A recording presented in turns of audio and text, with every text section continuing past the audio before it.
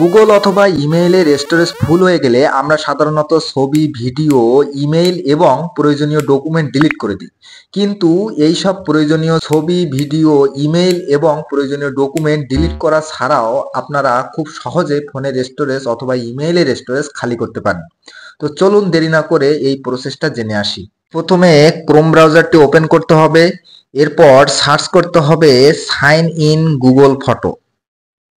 এরপর sign in অপশানে click করতে হবে। এরপর থ্রি ডট মেনুতে ক্লিক করে একটু নিচে যে স্টোরেজ অপশানে ক্লিক করে দিতে হবে। এরপর একটু নিচে যে রিকভার স্টোরেজ অপশানের আন্ডারে কনভার্ট এক্সিস্টিং ফটোর লার্ন মোর অপশানে ক্লিক করে দিতে হবে।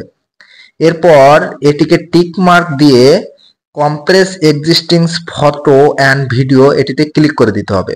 এখানে খেয়াল করতে হবে compressing this may take several hours, অর্থাৎ স্টোরেজে থাকা ফটো বা ভিডিও কম্প্রেস হতে কিছু ঘন্টা সময় লাগবে। তাহলে স্টোরেজে থাকা ভিডিও বা ফটো এগুলো কম্প্রেসড হয়ে যাবে, অর্থাৎ একটি ভিডিও যদি 1 MB থাকে তাহলে সেটি 0.5 MB হয়ে যাবে, অথবা একটি ফটো যদি 100 KB থাকে তাহলে সেটা 0.5 KB হয়ে যাবে।